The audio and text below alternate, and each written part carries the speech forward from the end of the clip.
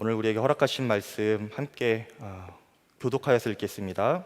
마태복음 9장 18절에서 26절까지 말씀, 제가 먼저 한 절 읽고 여러분들이 한 절 읽으시면 되겠습니다.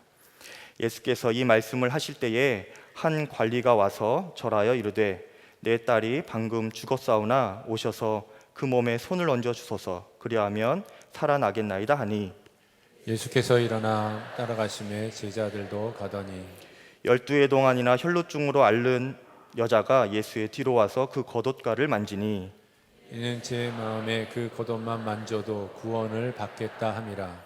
예수께서 돌이켜 그를 보시며 이르시되, 딸아 안심하라, 내 믿음이 너를 구원하였다 하시니, 여자가 그 즉시 구원을 받으니라.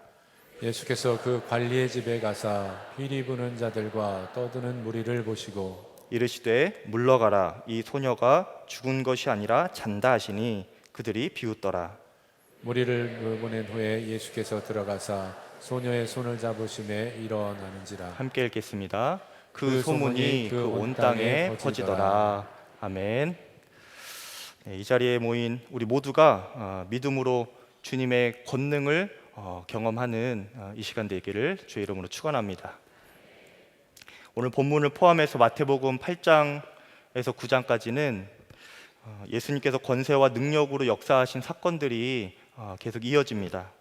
그때마다 주님의 권능을 누리는 자들이 있었지만 그 사람들 중에는 많은 수가 예수님이 어떤 분이신지, 예수님께서 누구신지 진정으로 알지 못하는 사람들도 많이 있었습니다.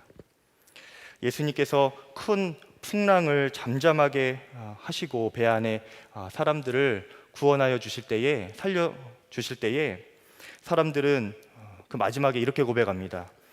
이분이 누구이기에 바람과 바다까지도 그에게 복종하는가, 이렇게 궁금해합니다. 그들은 예수님이 창조주 하나님과 동등되시는 분이신 것을 알지 못했던 것이죠.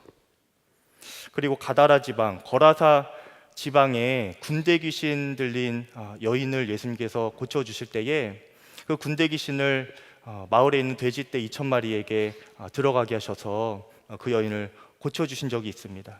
그때에 그 모습을 보고 마을 사람들이 이러다가 마을이 망할 것 같다, 이런 생각이 들었는지 예수님께 다가가서 예수님, 이 마을을 떠나주십시오, 이렇게 요청을 하게 됩니다. 눈앞에 재정적인 손실 때문에 구원을 주시는 예수님을 그들은 놓쳐버리게 된 것이죠. 떠나시라 한 것입니다. 예수님이 누구신지 그들은 진정으로 알지 못했기 때문입니다. 9장에 들어와서는 친구들이 들쳐메고 온 한 중풍병자를 예수님께서 고치셨는데, 그때 예수님이 병을 고치시면서 너의 죄가 사함을 받았다, 죄 사함을 선포해 주셨습니다. 그때 그것을 보고 있었던 율법학자들이 속으로, 아니 이 사람이 하나님을 못 오가는구나, 자기가 뭔데 하나님께서만 하실 수 있는 죄 사함을 이렇게 선포하는가, 이렇게 마음속으로 생각하고 있었습니다. 죄 사함의 권세를 가지신 예수님을 그들은 알지 못했던 것이죠. 예수님을 알지 못하는 것, 예수님에 대한 지식이 없는 것, 이것이 그들의 믿음에 영향을 미쳤고 믿음의 차이가 생겨나게 되었습니다. 그래서 그것으로 인하여서 그들은 당연히 주님의 권능의 현장에서 권능을 경험하지 못하게 되는, 권능에서 소외받는 사람이 되었던 것이죠. 오늘 이 자리에 우리와 함께 계신 예수님이 권능의 주 예수님이십니다. 천지를 창조하신 하나님과 동등되신 분이 바로 예수님이시고, 없는 것에서 있게 하시는 분, 병든 자를 낫게 하시는 분, 사망 권세를 이기신 분이 예수님이십니다. 죄 사함을 주시는 분이 예수님이시고, 사단이 대적할 수 없는 분이 바로 예수님이십니다. 우리의 마음을 회복시키시고 우리와 영원히 함께 계실 수 있는 유일한 분이 바로 예수 그리스도이십니다. 그 예수님의 권능 앞에 서면 우리는 부인할 수 없는 떨림과 감격이 있고, 주님께서 이 자리에 역사하고 계시는구나, 이것을 직감적으로 알 수가 있습니다. 제가 이 선한목자교회 이 예배당에 처음 예배를 드릴 때가 제가 신학을 준비하고 있을 때였습니다. 일반 학과를 졸업하고 취업 시험을 준비하다가 주님의 부르심을 받고 신학을 준비했는데 그때 아버지의 반대가 굉장히 심했습니다. 그래서 아무런 지원도 없이 홀로 서기를 하면서 그야말로 주님만 바라보면서 신학 과정을 이렇게 준비해야 하는 시기가 있었습니다. 그때 영어 학원에서 아르바이트를 하면서 근처에 예수전도단 화요 모임이 있다는 것을 이렇게 알고 찾아온 곳이 바로 이 선한목자교회 예배당 이 자리였습니다. 그때 제가 저 앞쪽에서 예배를 드렸는데 얼마나 주님의 임재를 강하게 느끼고 통로에 나와서 엎드려 기도하기도 하고 찬양하고 예배 때마다 얼마나 눈물과 기도로 그렇게 예배를 드렸는지 모릅니다. 어느 날은 이 예배당에 들어오자마자 주님의 강한 임재가 느껴지고 그 임재에 사로잡혀서 아무것도 안 했는데도 그냥 눈물이 그렇게 난 적도 있습니다. 여러분들 중에서도 오늘 이 예배 가운데 권능의 주 예수님의 임재 가운데 앉아 계신 분들이 있으실 것입니다. 들어올 때부터 눈물이 흐르고 또 찬양 가운데 말할 수 없는 기쁨과 평안과 흥분으로 주님 앞에 나아가신 분들 계실 것입니다. 또 말씀 한 구절 한 구절이 나에게 주시는 말씀이구나 이렇게 깊이 붙잡아지는 그런 성도님들도 계실 것입니다. 하지만 반대로 주님의 임재와 주님의 권능과는 아무런 상관없이 그냥 자리에만 앉아 계신 성도님들도 혹 계실지 모르겠습니다. 이것은 믿음의 차이입니다. 하나님은 언제라도 그분의 권능을 우리 가운데 행할 수 있으신 분입니다. 지금도 권능으로 역사하고 계십니다. 그런데 그 권능을 우리가 경험하고 누릴 수 있으려면 우리에게 믿음이 필요합니다. 그래서 믿음은 하나님의 권능을 이 땅에 나타내는 거룩한 통로입니다. 하나님은 그 믿음을 우리에게 말씀을 통하여 주시겠다 이렇게 약속하셨습니다. 로마서 10장 17절에 그러므로 믿음은 들음에서 나며 들음은 그리스도의 말씀으로 말미암느니라. 그러니 우리가 말씀을 주야로 묵상하고 또 서로 나누고 삶에 적용하면서 예수님을 그렇게 계속 알아가는 것이 얼마나 중요한지 모릅니다. 그 믿음이 자랄수록 권능의 주님을 더 강력하게 경험할 수가 있을 것입니다. 그리고 특히 바라는 것은 오늘 말씀을 통하여서도 하나님께서 우리의 마음에 권능의 주 예수 그리스도에 대한 분명한 믿음을 부어주시기를 간절히 바라고 그것으로 우리의 영이 살아나는 은혜를 우리 모두가 누릴 수 있기를 바랍니다. 오늘 말씀의 배경은 갈릴리 주변입니다. 그곳은 예수님께서 많은 사람들을 성경으로 가르치시기도 하시고 또 기도도 해주시고 병 고침을 행하여 주시면서 또 기적도 많이 행하여 주신 그런 지역입니다. 지금은 우리가 성경으로 예수님을 알고 예수님의 말씀을 배우고 또 설교자들의 설교를 통하여서 듣고 그렇게 믿음이 우리가 자라는 것이지만 당시에는 예수님의 말씀을 듣고 배우는 길이 그렇게 예수님께서 하신 말씀들을 소문으로 전해 듣거나 그 기적들을 현장에서 직접 보고 체험하는 그런 방법이 예수님을 알게 되는 그래서 믿음이 자라게 되는 그런 통로였습니다. 그렇게 예수님에 대한 믿음이 생긴 사람들 중에 두 사람이 있는데 오늘 말씀에 나오는 죽은 딸 아이를 고쳐달라고 찾아온 아버지와 그리고 12해 동안 혈루병 걸렸던 그런 여인 이 두 사람입니다.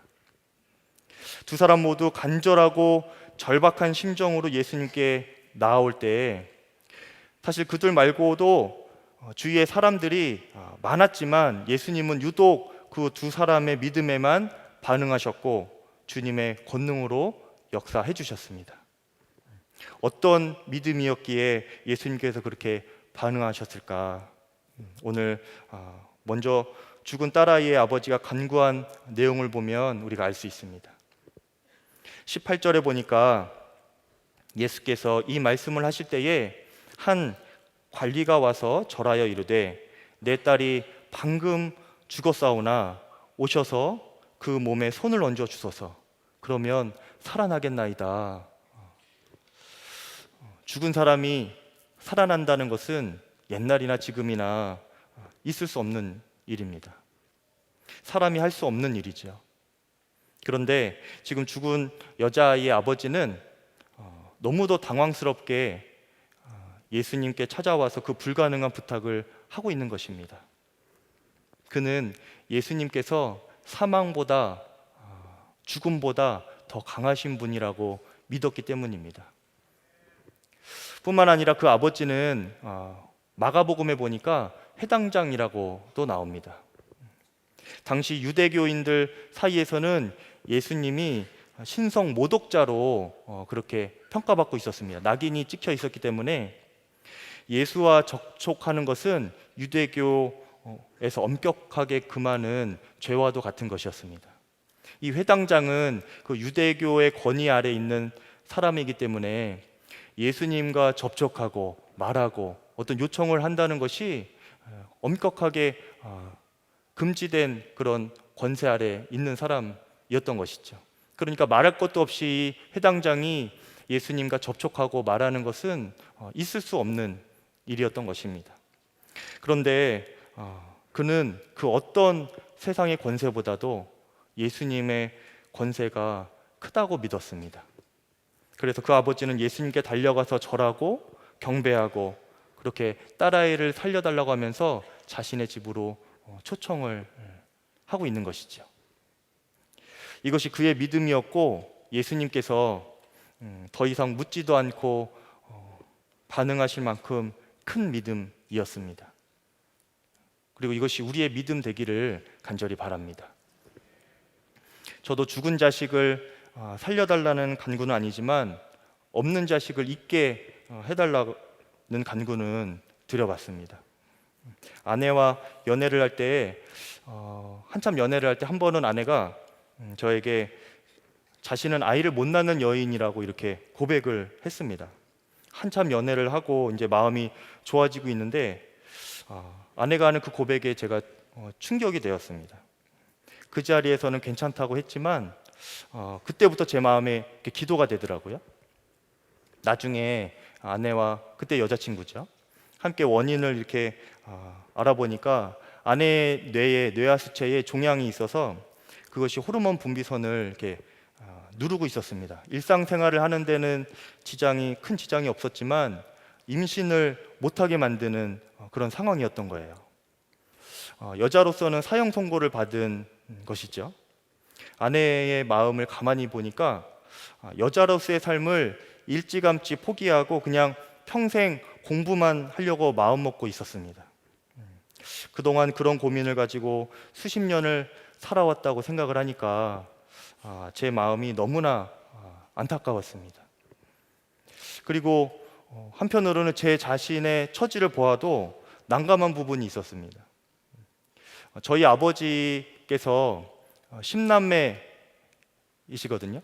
10남매 중에 저희 아버지가 장남이십니다. 그런데 저희 아버지의 자녀 중에 제가 혼자 남자예요.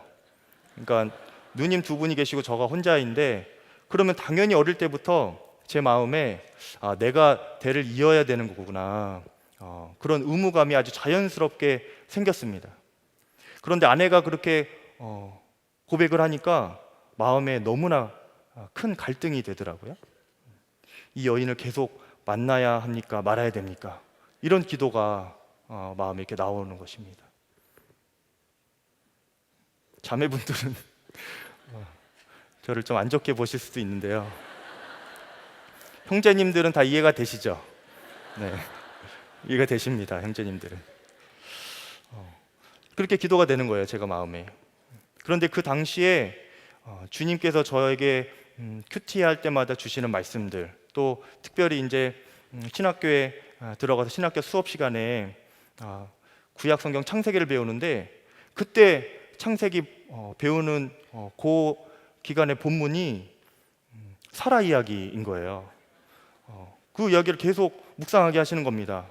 평생 아이를 못 낳고 경수가 완전히 끊어진 사라에게도 아이를 주신 전능하신 하나님, 그 하나님이 묵상이 계속되면서 하나님이 제 마음에 이것이 너의 이야기다 이런 마음을 주시는데 많이 난감하더라고요.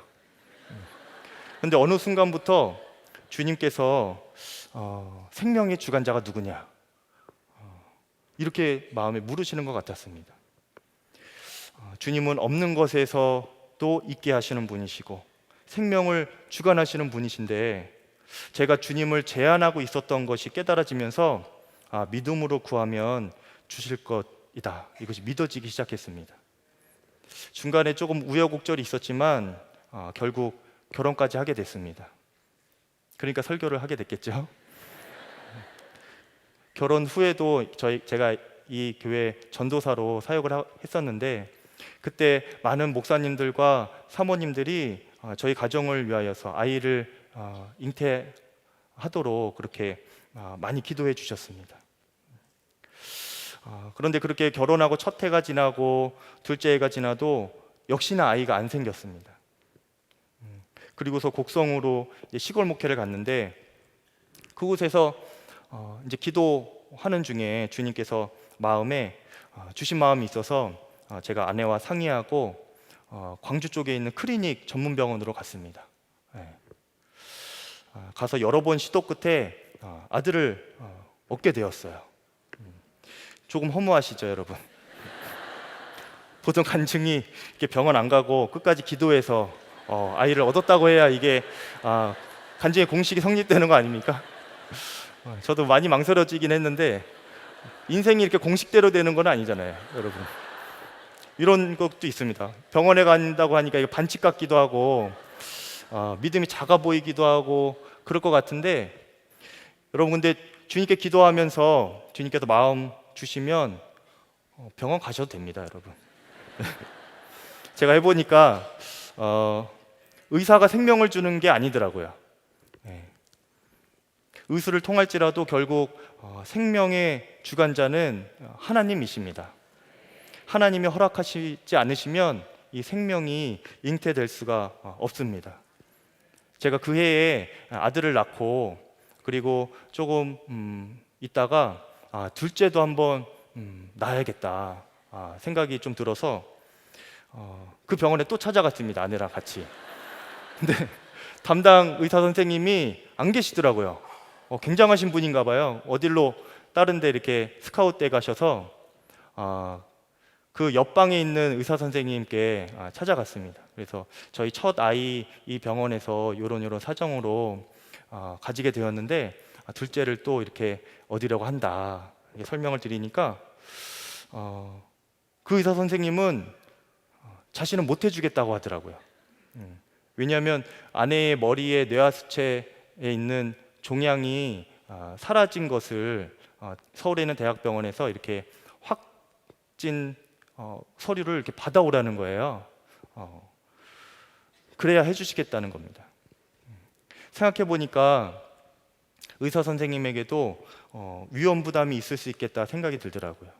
그런데 첫째 아이 때는 그런 거 전혀 물어보지도 않고 오히려 저희를 위로하시면서 한번 해보지요 하고 그냥 그렇게 몇 번 한 것이 아이가 이렇게 생긴 거예요.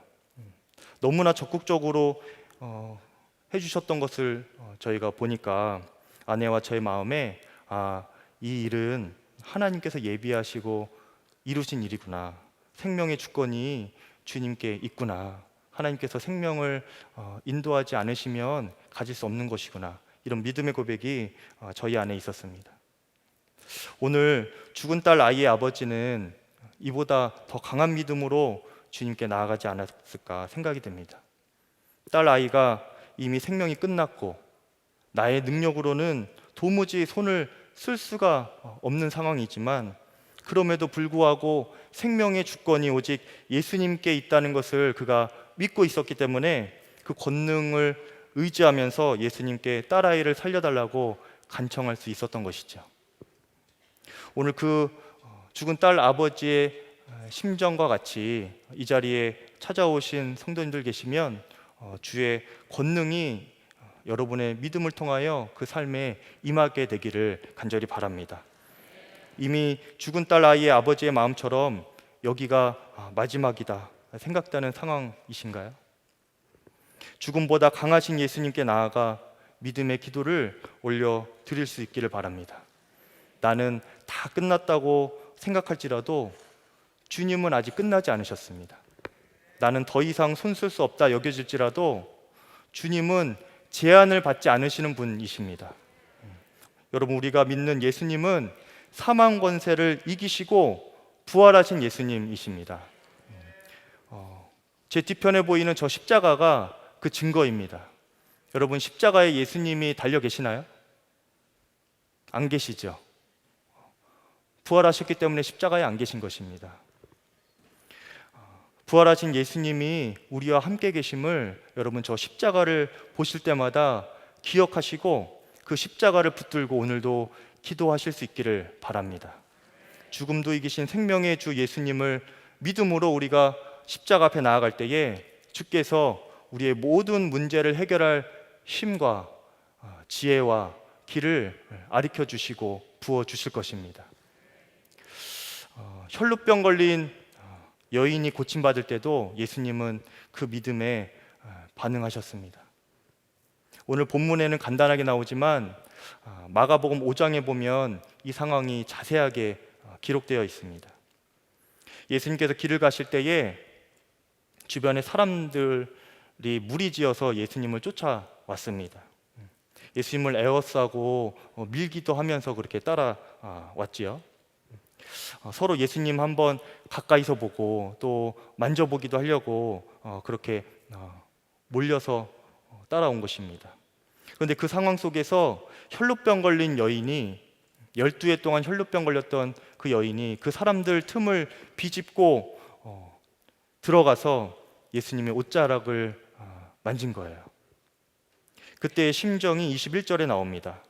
이는 제 마음에 그 겉옷만 만져도 구원을 받겠다 함이라.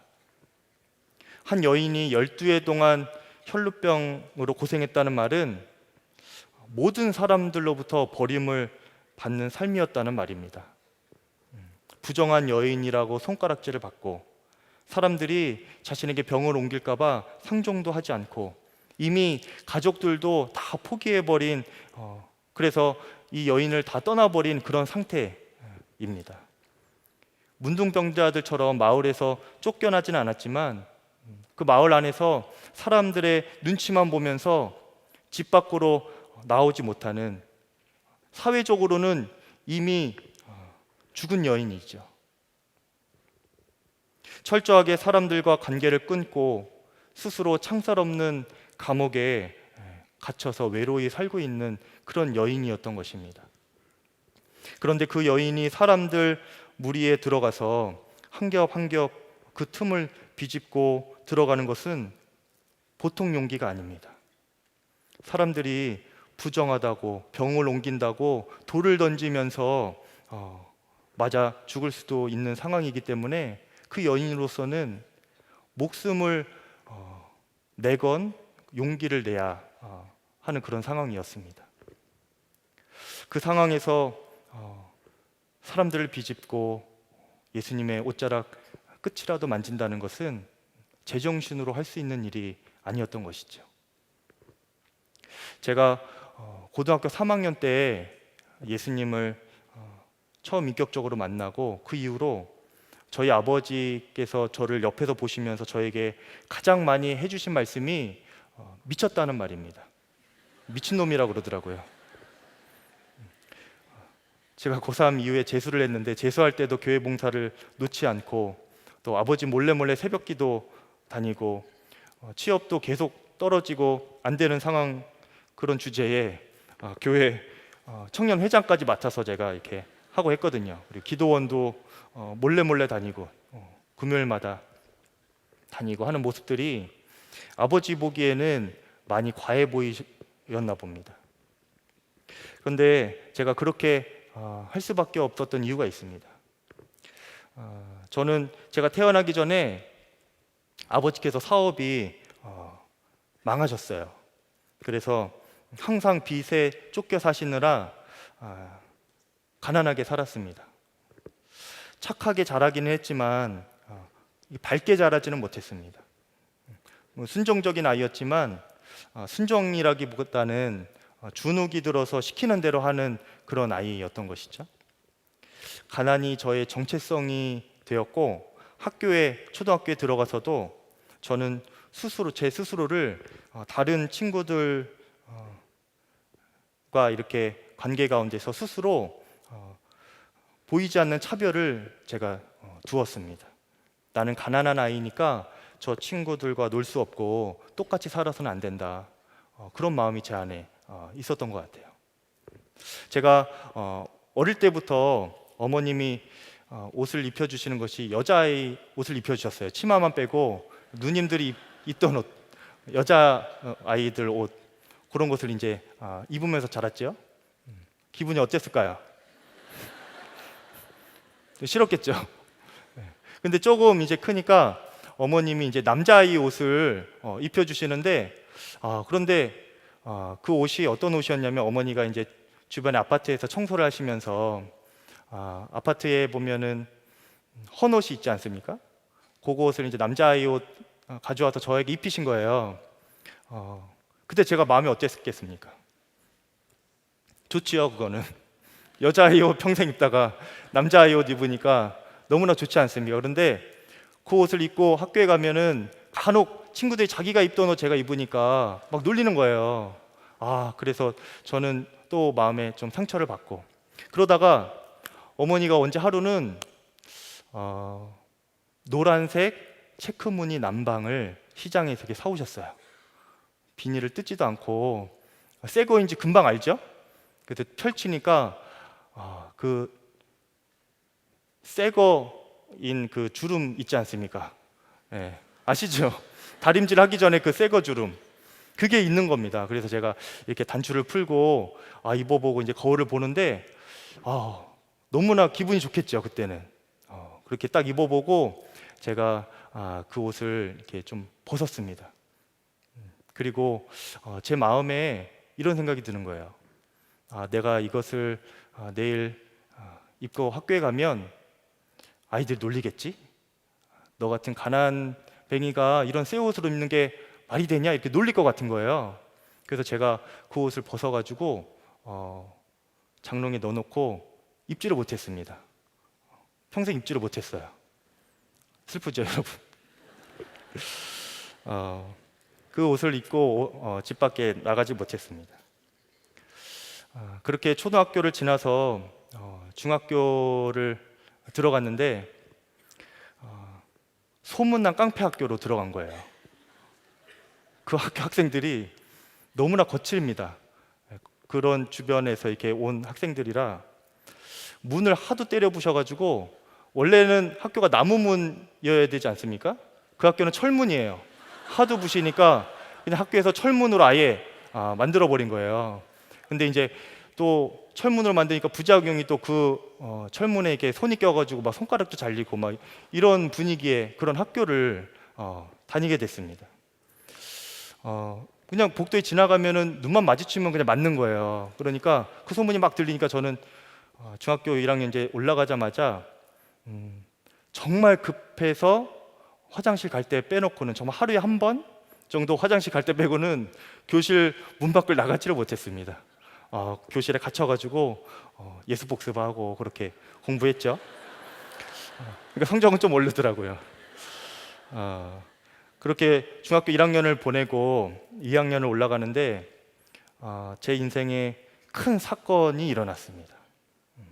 다 말씀드릴 수는 없는데 제가 그런 몇 번의 사건들로 인하여서 학교의 지도자 그룹이 된 거예요.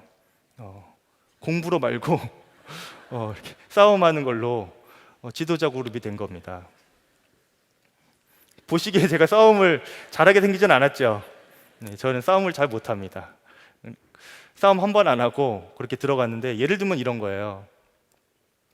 친구랑 이렇게 둘이 가는데 고등학교 형들이 이렇게 형들과 시비가 붙은 거예요. 앞에 친구들이. 그래서 가서 봤는데 이거 막 커진 겁니다, 싸움이. 그러니까 친구들은 다 도망가죠. 근데 저와 제 친구만 이렇게 둘이 남아 있는 겁니다. 앞에는 고등학교 형들 한 4, 50명인 게 떼거지고 계속 어디서 몰려오시더라고요. 근데 저는 이제 도망갈 용기도 없어서 그냥 옆에 있고, 제 친구는 막 싸우려고 하고 막 그러는 중에 4, 50명이 막 이렇게 하니까 엄청 맞았죠. 네, 엄청 맞았습니다. 그런데 그 다음 날부터 사람들이 안 건드리더라고요. 쟤네 40대 2로 싸웠다 이렇게 소문이 나가지고 그 이후로 위아래 하여튼 뭐 이렇게 할 것 없이 다 안 건드리더라고요. 그래서 이제 다른 쪽에 있었던 친구들도 다 저희 주변으로 몰리고, 그러다가 이제 지도자 그룹이 된 거예요. 싸움 한 번 안 하고 그냥 맞기만 했는데, 그런 식으로 한 몇 번이 이렇게 있었습니다. 근데 그렇게 되고 나니까 학교에서 학생 주임 선생님 수첩에 요주인물 이렇게 적히게 되더라고요. 그리고 인천에 남동경찰서라고 하는 곳이 있는데, 그곳에 저희도 알지 못하는 저희들의 조직도가 이렇게 써져 있는 거예요. 한 명씩 불려가면서 이렇게 확인을 받고 막 이러더라고요. 너 이름 맞냐? 소위 말하는 사회에서 말하는 문제 학생이 되었는데, 사회적으로 낙인이 찍힌 삶이었습니다. 그때 아무리 열심히 하려고 해도 시선이 다르더라고요. 그래서 제 마음에도 그냥 인생을 포기한 듯이 삐뚤어져 나가게 되었습니다. 어릴 때부터 가난하고, 또 부모님은 항상 불화가 심하셨고, 제가 어디 가나 인정받지도 못하는 그런 삶을 살다 보니까 제 마음에 나 같은 사람은 이렇게라도 살아야 돼 라는 마음이 제 안에 있어서 그때 지금 생각하면 참 부끄러운 죄들도 많이 지었던 것 같아요. 그러면서 나는 그냥 이렇게라도 살아야 돼, 그렇게 계속 삐뚤어져 나갔습니다. 그때가 딱 중2였습니다. 중2병이죠. 그런데 좀 심했습니다. 마음이 황량해지고 삶에 대해서 아무런 생각 없이 그렇게 살았던 것 같아요. 어느 정도였냐면, 이제 고등학교를 올라가게 됐는데, 고등학교 2학년 때 제 친구가 사고로 먼저 세상을 떠났습니다. 근데 그때 장례식에 갔는데, 제가 지금은 눈물이 많거든요, 제가. 근데 그때는 눈물이 하나도 안 나더라고요. 그때뿐만 아니라 그 시기에 제가 거의 울지를 않았습니다. 마음이 메마를 대로 메마르고 황량할 대로 황량해져서 그냥 이 세상이나 저 세상이나 뭐 똑같지, 차라리 죽는 게 더 낫지 뭐, 이런 마음이었던 것 같아요. 세상에 아무 소망도 없고 저 스스로를 세상에 대하여서 소외시킨 것입니다. 그러다가 19살 때 예수님을 인격적으로 만나게 된 거예요. 그런데 그 이후로도 제 삶은 나아지지는 않았습니다. 더 어려워졌죠. 누님들은 일찍 시집을 가시고 결혼을 하시고, 어머니는 저 고3 때 집을 나가게 되시고, 저와 아버지만 남았습니다. 제가 시험은 계속 떨어지고 되는 일은 없고, 그 상황에서 아버지가 저를 보니까 얘는 교회를 열심히 다니는 거예요. 그러니까 너무나 한심해 보이셨겠죠. 그런데 저는 제 마음에 주님 사랑하는 마음이 너무 크고, 주님의 교회가 너무 사랑스러운 거예요. 기도하고 말씀 보는 그 시간이 너무나 좋고, 또 복음으로 생명이 살아나는 역사를 보는 것이 너무나 기쁨이었습니다. 그리고 그 일에 제가 쓰임 받는다는 게 너무나 소망이 되더라고요. 그래서 저는 그렇게 살 수밖에 없었습니다. 제정신이 아니었죠, 사실은. 그렇게 예수님만 바라보며 산 것 때문에 제가 그 암울한 시기를 지날 수 있었습니다. 오늘 혈루병 걸린 여인, 12해 동안 혈루병 걸리면서 무슨 소망이 있었겠습니까? 세상과 사람에 대해서 무슨 기대가 있었겠습니까? 그런데 그 여인 앞에, 그 여인이 사는 집 앞에 예수님께서 지나간다는 소문을 들었을 때 그 여인의 마음이 어땠을까요? 여러분, 제정신이 아니었을 것입니다. 그녀는 이제 주님 외에는 나는 붙잡을 게 없다. 주님 외에는 붙잡을 게 없는 인생이 바로 그녀의 인생이었습니다. 자신은 주님이 아니면 안 되는 인생이라고 그 여인은 믿었던 것이죠. 그래서 그녀는 오직 예수님만 바라보면서 이전에 자신의 마음에 걸림이 되었던 그 수많은 사람들을 돌파하면서 오직 예수님 바라보며 직진하는 믿음으로 그렇게 예수님께 나아간 것이죠. 그리고 예수님의 권능은 그 주변에 수많은 사람들이 있었지만 오직 그 여인의 믿음에만 반응해 주셨던 것입니다. 우리가 살면서 혈루병 걸린 여인처럼 육체적인 어려움이나 또 상황적인 어려움으로 인하여서 큰 문제를 만날 때 우리가 간혹 우리 스스로를 우리 마음에 가두어 버리는 경우가 있습니다. 때로는 사람들이 의식이 되고 또 열등감에 사로잡혀서 아무것도 못하게 되는 때가 있습니다. 우리 가운데서도 혈루병 걸린 여인처럼 마음의 감옥에 갇힌 분이 혹 계시다면 오직 주 예수님만 바라보시면서 그 감옥에서 나오실 수 있기를 간절히 바랍니다. 오직 주 예수님만 바라보면서 직진하는 그 믿음에 주님이 반응해 주실 것입니다. 여러분, 제가 전도사 면접을 이 교회에 처음 보러 왔을 때에 1층 로비 엘리베이터 바로 옆에 배너가 하나 서 있었는데 그 배너에 뭐라고 써져 있었냐면 24시간 예수님만 바라봅시다. 이 문구예요.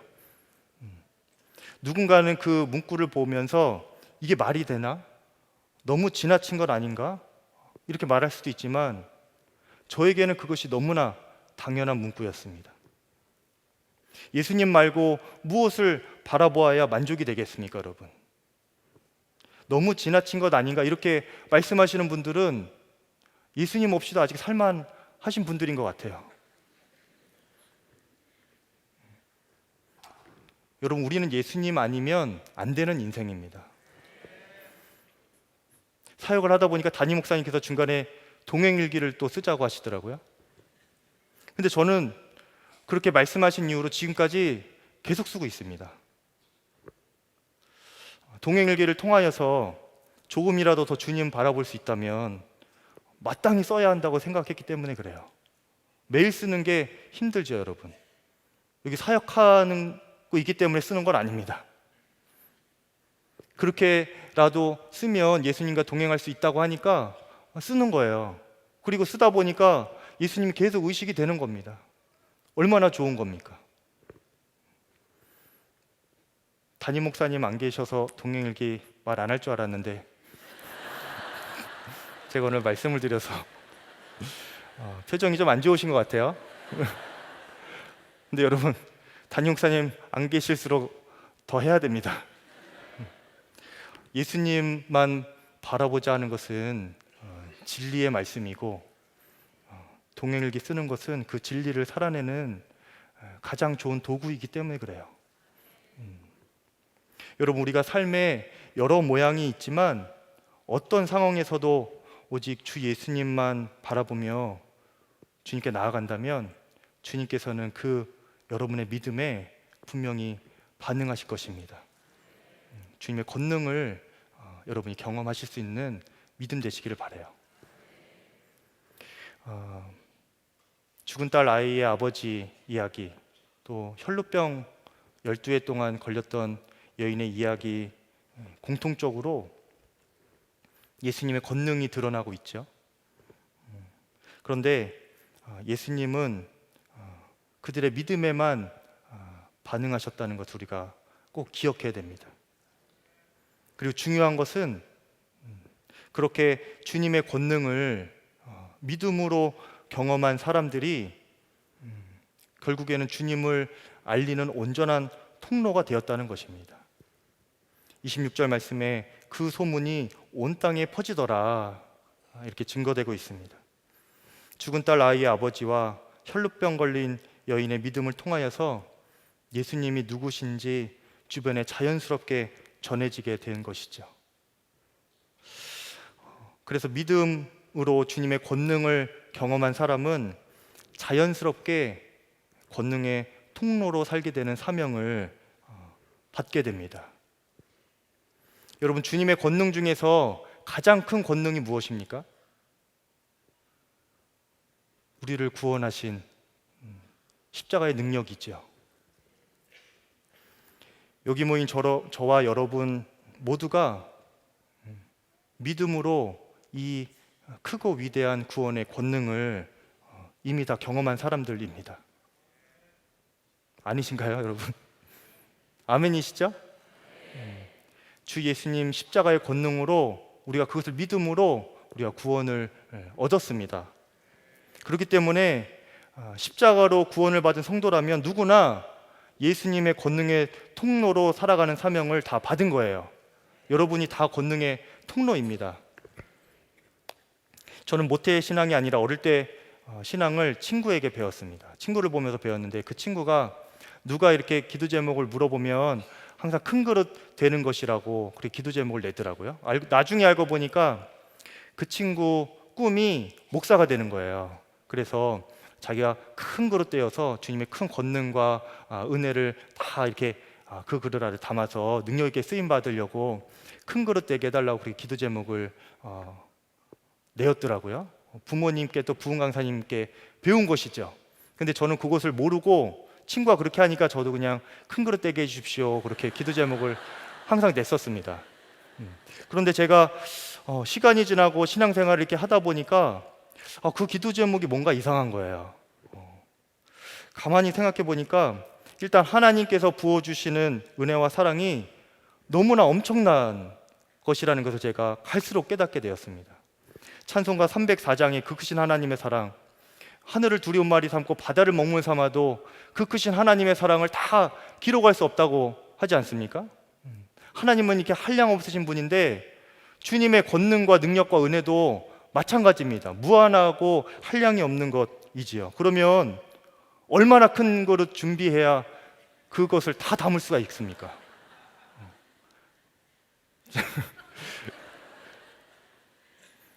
가장 큰 그릇 준비해도 하나님께서 부어주시는 권능을 바닷가의 모래 한 알만큼도 담을 수가 없겠더라고요. 얼마나 큰 그릇 준비해야 되는 것입니까? 제가 곰곰이 생각해 보다 보니까 기도하면서 깨달은 것이 주님의 큰 축복과 권능과 사랑을 충만하게 받을 수 있는 그릇은 큰 그릇이 아니라 밑빠진 그릇이더라고요. 아래가 뻥 뚫린 그릇을 주님 앞에 갖다 놓으면 주님의 폭포수같이 부어지는 그 은혜와 능력을 끊임없이 공급받는 것 아닙니까? 그러면 그 밑빠진 그릇은 항상 채워져 있는 것이죠. 밑빠진 그릇의 축복은 무엇이냐면 항상 새로운 은혜가 그 속에 담긴다는 것입니다. 여러분, 양동이처럼 빠져나갈 곳이 없으면 새롭게 부어지는 것들이 다 밖으로 흘러나가게 되죠. 옛 은혜로만 살게 되는 것입니다. 여러분, 우리가 양동이 같은 자 되지 말고 밑빠진 그릇, 통로로 살기를 바랍니다. 주님께 받은 사랑이 있으면 그 사랑을 흘려보내고, 주님께 받은 용서가 있으면 그 용서를 흘려보내고, 섬김을 흘려보내고, 물질을 흘려보내고, 아멘이시죠? 무엇보다 가장 귀한 그 복음을 흘려보내는 주님의 거룩한 통로로 우리가 살기를 바랍니다. 2017년 추수감사주일에 감사의 증인으로 김성경 집사님이 귀한 간증을 해주셨습니다. 딸아이를 임신하고 얼마 지나지 않아서 에드워드 증후군이라는 것을 알게 되었죠. 아이를 임신하면 위험한 증후군이 몇 가지 있는데 그 중에서 가장 심각한 증후군이 바로 이 에드워드 증후군입니다. 생존 확률도 거의 낮아서 거의 임신 중에 아이가 사산되거나 태어나도 2주에서 10주를 넘기기 어려운, 넘기지 못하는 그런 병입니다. 그래서 미국에서는 이 병원에서 그런 에드워드 증후군 있는 아이를 병원에서 지워도 법적으로 허용이 되는 몇 안 되는 사례 중에 하나이기도 합니다. 집사님 내외가 아이를 낳기까지 너무나 큰 갈등과 기도가 되었지만 하나님께서 주신 아이이기 때문에 믿음으로 출산한 과정을 그 추수감사주일 간증으로 해주셨습니다. 제가 그 마지막 부분을 읽어드리겠습니다. 사실 살 수 없는 아이라는 것을 처음 알았을 때 아이를 지울까 생각도 잠깐 했었습니다.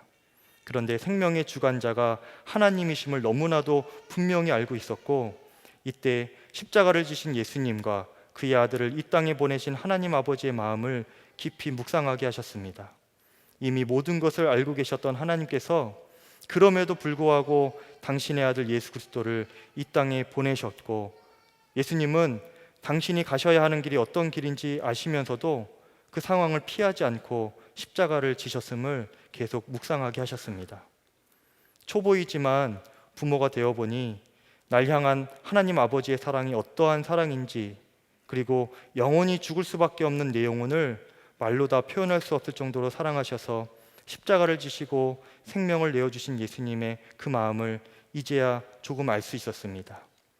요한복음 3장 16절 말씀이 실제로 내 안에 들어오고 뿌리를 내린 듯 했습니다. 우리의 가정의 상황은 변한 것도 없고 기적도 없습니다. 아직 모든 상황이 진행 중이고 날마다 허락하신 하루를 감사의 고백을 올려드리며 지내는 것이 전부입니다. 이전에는 사람들이 엄청 놀라고 감동받을 뭔가 대단한 일이 있어야 하나님이 일하셨습니다 라고 고백할 수 있는 것으로 여겼는데, 그러나 지금 나에게는 매일매일 아이의 얼굴을 보고 엄마 아빠 목소리를 들려줄 수 있는 것이 기적입니다. 하나님의 뜻이 무엇인지 정확히는 모르지만 한 가지 분명히 아는 것은 나의 하늘 아버지는 선하신 분이시라는 것입니다. 이 모든 시간을 지나오면서 버틸 수 있었던 것은 나의 하나님은 좋으신 분이시고 실수가 없으신 선하신 주님이라는 신뢰가 흔들리지 않았기 때문입니다. 우리 가정이 앞으로 감당해야 할 일들이 있습니다. 주님보다 앞서지 않고 매일매일 보여주시는 것만큼만 주님을 신뢰함으로 세상은 이해하지 못하는 천국 소망을 품고 나아갑니다. 모든 일들이 주님의 뜻대로 온전히 이루어지길, 우리 예랑이가 비록 작고 연약하지만 오직 하나님의 영광을 드러내는 통로로 쓰임받기를 기도합니다. 이 간증을 할 때가 2017년이었는데 생후 한 달이 조금 넘은 시점이었습니다. 그런데 그 이후로 아이의 생명이 기적적으로 계속 이어지게 되었어요. 병원에서는 그 아이 예랑이의 생명을 생후 2주 정도로 예상했기 때문에 그동안 별다른 조치를 안 했었는데, 그 후로 2달을 넘게 계속 생명을 이어가게 되니까 병원에서도 이제 이례적인 일이 된 거예요. 그래서 이제 조심스레 조치가 시작되어서 이 아이의 심장을 좀 수술해야겠다, 이런 이야기까지 나오게 되었습니다. 하지만 의사들 사이에서도 얼마 살지 못할 아이를 이 심장 수술까지 하는 것이 옳은가 하는 그 의견이 분분했다고 합니다. 결국은 부모님의 결정에 따라 심장 수술을 할지 안 할지 여부가 결정이 되었는데, 결국 집사님 내외가 수술을 하는 것으로 결정을 하였습니다. 제가 신방을 가서 어떻게 그렇게 수술을 결정하게 되었는지 물었습니다. 그때 그 아버지 우정우 집사님이 이렇게 고백해 주셨는데 참 그 고백이 너무나 귀했습니다. 사실 자신이 아이를 사랑하는 마음이 있다고 생각했었는데 정말 사랑하지 못했음을 깨달았다고 해요. 겉으로는 아이를 사랑하는 듯 했으나 마음 깊은 곳에는 장애를 가진 아이를 부끄러워하고 또 포기하고도 싶고, 자칫 장기간 치료가 이어질 때 아이에게 매달려 감당해야 하는 고난의 삶이 본인이 솔직히 두려웠다, 이렇게 고백을 하시더라고요. 그리고 실제로 주변에서는 그 집사님 부부를 생각해서 아이의 생명이 이제 끊어질 것인데 괜한 고생하지 말고 그냥 그대로 두어라, 이렇게 조언도 해주기도 했다고 합니다. 그리고 그 남편 집사님도 실제로 마음에 그렇게 생각을 하고 있었다고 해요. 그런데 그렇게 아이의 수술을 결정해야 되는 순간을 앞두고 주님이 주신 기회가 있어서 십자가 앞에 서는 시간이 있었는데, 그때 요한복음 13장 1절에 말씀을 주님이 주셨습니다. 예수님께서 세상에 있는 자기 사람들을 사랑하시되 끝까지 사랑하시니라.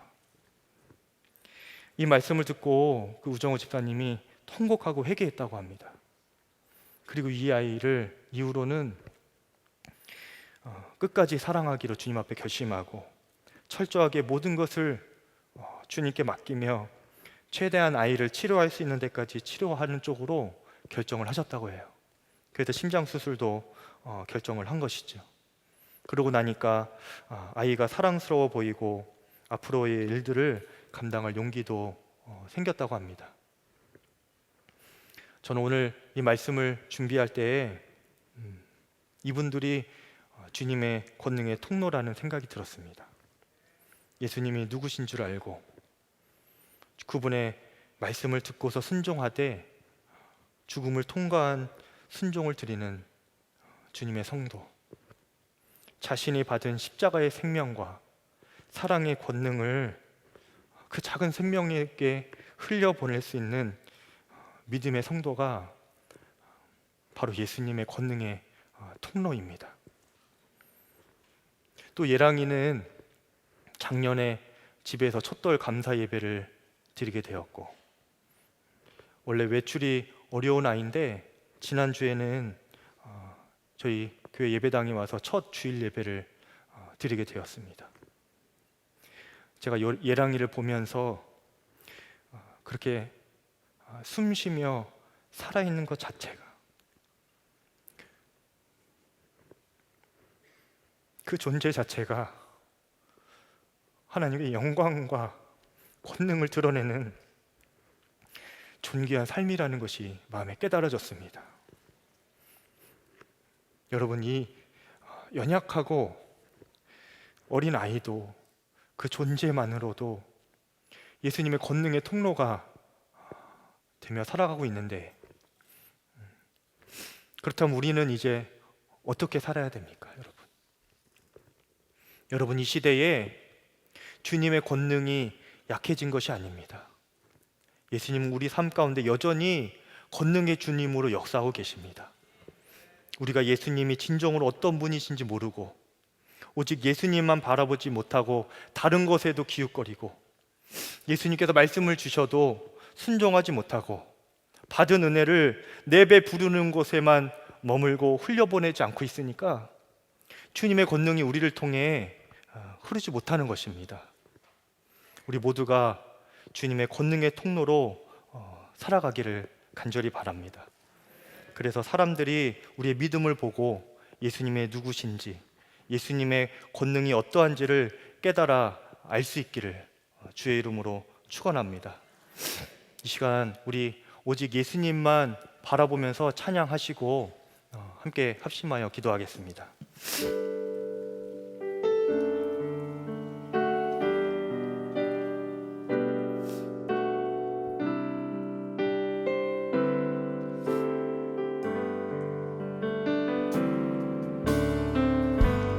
약할 때 강한 대신에 나의 보배가 되신 주 나의 모든 것, 주 안에 있는 보물을 나는 포기할 수 없네. 주 나의 모든 것, 약할 때가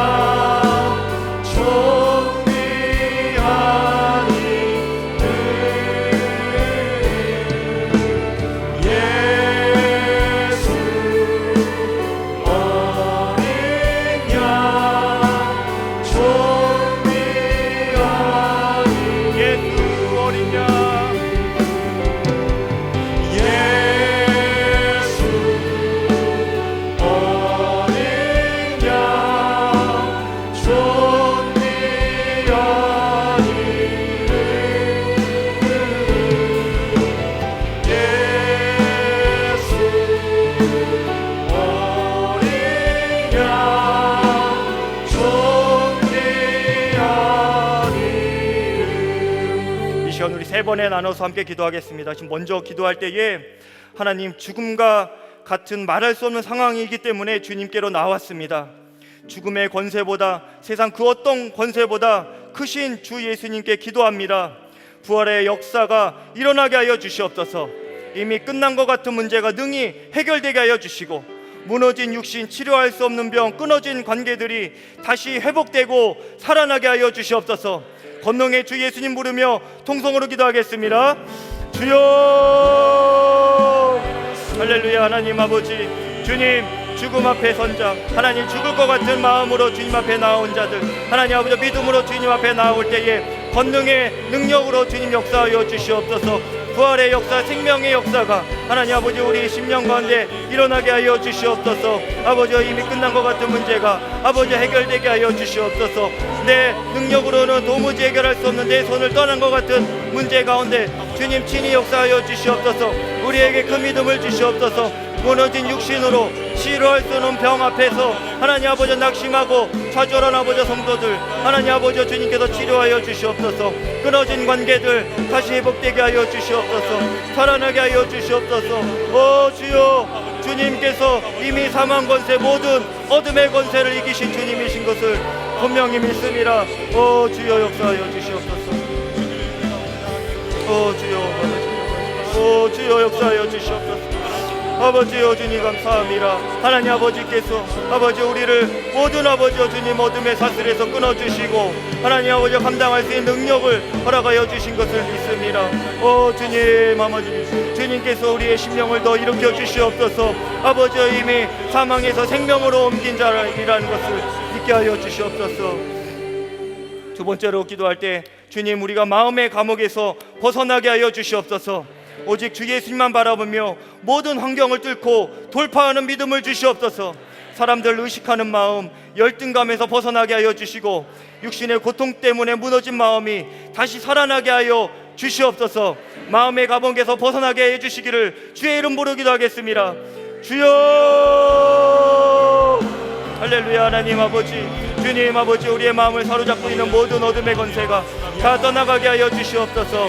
믿음으로 주님 앞에 나아갑니다. 하나님 아버지, 주님 앞에 결단합니다. 하나님 아버지, 죄와 사망에 다스림 받지 않겠습니다. 하나님 아버지, 주님께서 우리의 마음을 더 일으켜 주시옵소서. 우리의 영을 살려 주시옵소서. 오직 하나님 아버지, 사람을 바라보지 아니하고 오직 주 예수님만 바라보며 모든 환경을 뚫고 돌파하는 믿음으로 허락하여 주시옵소서. 주여, 주여, 주여.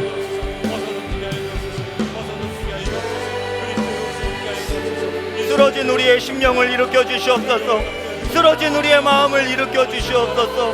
하나님, 사람에게는 위로받을 수 없어서 주님께로 나왔습니다.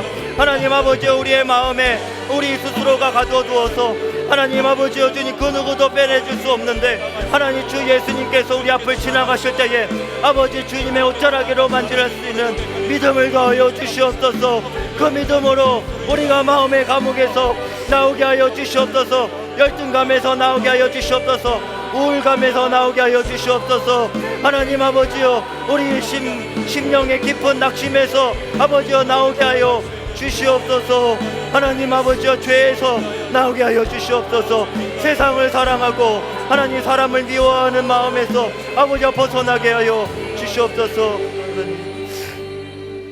이 시간 마지막으로 기도할 때에 강단 앞으로 나와서 결단하며 기도하실 분 강단 위로 올라와 주시고 또 강단 밑에서 안수기도 받으실 수 있겠습니다. 우리 이 시간 마지막에 함께 기도할 때에 하나님, 우리가 권능의 통로로 살게 하여 주시옵소서. 예수님이 누구신지 기도 가운데 깊이 알게 해 주십시오. 예수님이 하신 말씀들이 성령으로 생각나고 깨달아지게 하여 주시옵소서. 이미 들은 말씀에 순종치 못한 죄를 회개합니다. 주님께 들은 말씀에 순종할 믿음을 더하여 주시옵소서. 받은 은혜를 가두어두지 않고 흘려보내는 자가 되게 해주시기를 바랍니다. 사랑도 흘려보내고 물질도 흘려보내고 복음도 흘려보내는 통로로 살게 하여 주시옵소서. 끝까지 우리를 사랑하신 예수님처럼 끝까지 사랑만 하는 자로 하나님 전능하신 주님의 권능의 통로로 쓰임받게 하여 주시옵소서.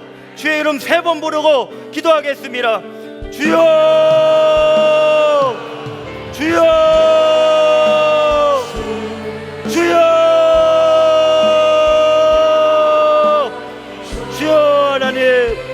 하나님 더 이상 하나님 아버지 세상에 끌려다니며 살지 않겠습니다. 하나님 우리 마음에 아버지 내 배만 부르며 받은 은혜를 하나님 아버지 내 삶에 채우고만 살지 않겠습니다. 하나님 아버지 주님 주신 은혜 말할 수 없는 은혜 하나님 아버지 그거 놀라운 사랑과 용서와 하나님